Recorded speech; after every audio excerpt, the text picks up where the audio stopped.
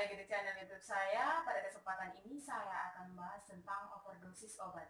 Oh ya, sebelumnya jangan lupa ya di like, komen, dan di subscribe. Dan juga tetap stay ya di channel YouTube ini.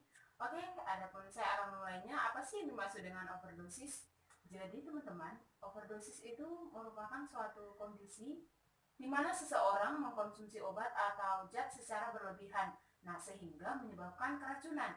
Nah, yang biasa sering mengalami overdosis adalah pecandu nafsa bila menggunakan narkoba dalam jumlah yang banyak dengan rentang waktu yang singkat. Nah, namun overdosis juga bisa terjadi bila seseorang mengkonsumsi alkohol bersamaan dengan putal, pil atau heroin, atau bisa juga karena terlalu banyak mengkonsumsi obat tidur seperti golongan barbiturate atau luminal, atau obat penenang atau Valium, Xanax, Mogador, dan Pilkade. Nah, adapun ciri-ciri dari overdosis itu sendiri yaitu yang pertama itu tidak ada respon, yang selanjutnya tidak mendengkur, bibir dan kuku membiru, tubuh dingin dan kulit biasanya lembab, kejang-kejang, adanya riwayat pemakaian morfin atau heroin, atau juga terdapat tanda bekas jarum suntik. Nah, frekuensi pernapasan biasanya kurang dari 12 kali per menit, dan juga kesadaran pastinya mengalami penurunan. Nah, adapun etiologi dari overdosis itu sendiri yaitu dilihat dari usia. Nah, usia sangat berpengaruh, seperti halnya pada lansia. Umumnya, lansia itu lupa bahwa ia sudah minum obat, sehingga sering terjadi kesalahan dosis karena diminum lagi, sehingga bisa double. Nah, yang selanjutnya itu merek dagang. Nah, banyaknya merek dagang untuk obat yang sama, sehingga membuat pasien bingung untuk membedakan obat yang sama dengan dosis yang sama, hanya kemasan yang berbeda. Misalnya, furosemid atau antidiuretik dikenal sebagai klasik, uremia, dan unex. Yang selanjutnya itu penyakit. Nah, penyakit yang menurunkan metabolisme obat di hati atau ekskresi melalui ginjal atau meracuni darah. Nah, yang selanjutnya itu gangguan emosi dan mental. Yaitu bisa dapat menyebabkan ketagihan dalam penggunaan obat untuk terapi penyakit atau biasa disebut habituasi. Nah, misalnya barbiturate, antidepresan, dan tranquilizer.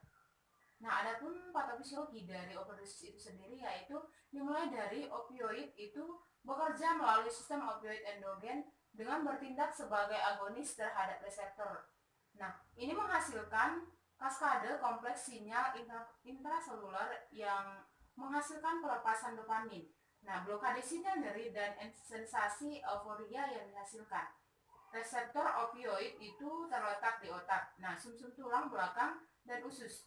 Nah, pada overdosis terdapat efek berlebihan, yaitu pada bagian otak yang mengatur laju pernapasan sehingga mengakibatkan depresi pernapasan dan berakhir pada kematian.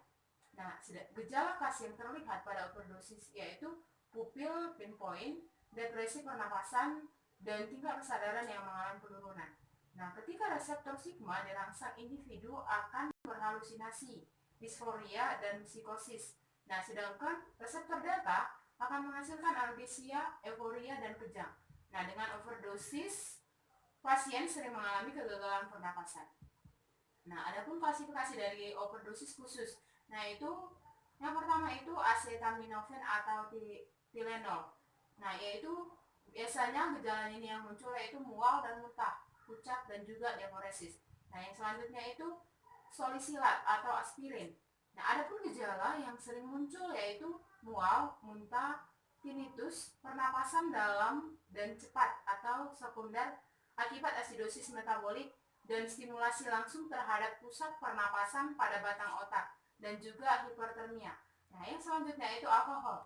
Adapun gejala yang dialami seseorang yang overdosis karena alkohol yaitu intoksikasi alkohol menimbulkan takikardia, hipoventilasi, konfusi, dan kejang yang berkaitan dengan hipoglikemia. Nah, yang selanjutnya itu benzodiazepin. Nah, gejala yang biasa muncul yaitu hipertensi, takikardia, ataksia, bicara tidak jelas, depresi pernapasan, dan hipotermia sering dikaitkan dengan overdosis benzodiazepin. Nah, yang selanjutnya itu antidepresan trisiklik. Nah, respon individu terhadap overdosis sulit diprediksi. Nah, gejala yang biasa dialami penderita yaitu overdosis CTA, yaitu mempunyai efek antikolinergik dan menimbulkan depresi pernapasan, penurunan tingkat kesadaran, takikardia ventrikal, kejang, hipotensi, agitasi, hiperrefleksia, henti jantung, dan kejang biasanya terjadi tepat sebelum henti jantung. Nah, yang selanjutnya itu opioid atau kodein dan heroin. Nah, gejala yang sering dialami penderita yakni pasien menunjukkan pupil kontriksi, muntah, kejang, hipotensi, bradikardi, emboli paru, depresi pernapasan, dan koma. Nah, komplikasi yang muncul akibat overdosis heroin biasanya terlihat pada saat pasien datang ke UGD. Nah, yang selanjutnya itu kokain. Yaitu gejala yang sering muncul pada kokain ini yaitu kokain meningkatkan katekolamin serum sehingga mempunyai efek SSP.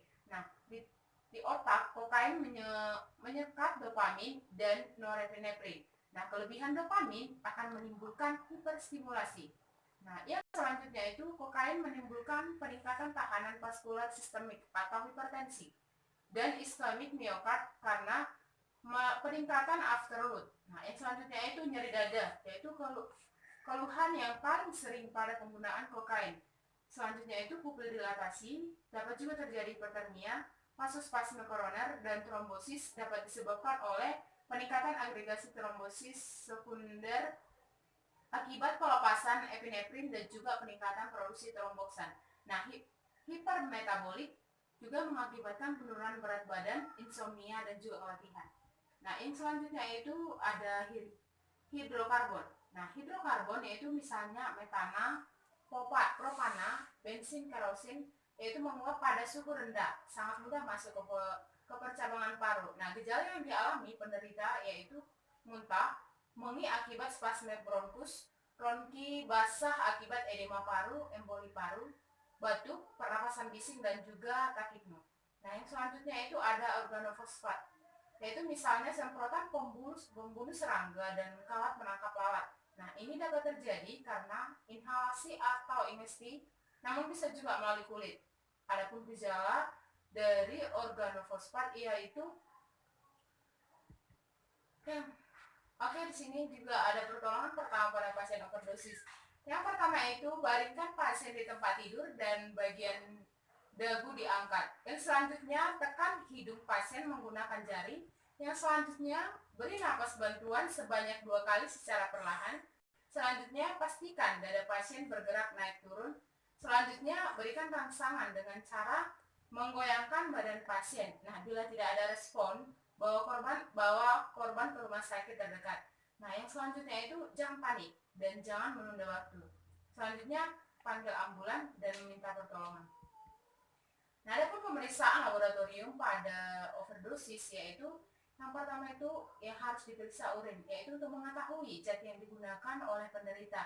Nah, urin harus diperoleh tidak lebih dari 24 jam setelah pemakaian zat terakhir.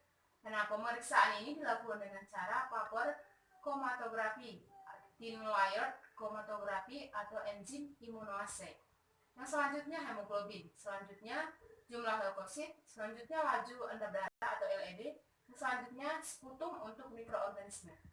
Nah, ada pemeriksaan diagnostik pada overdosis yaitu melalui ronsen toraks, EKG atau iskemia, aritmia, QRS, interval QT, dan selanjutnya itu screening obat. Oke teman-teman, sekian pemaparan dari saya tentang overdosis obat. Semoga apa yang saya paparkan bermanfaat bagi teman-teman semua. Sekian dan terima kasih.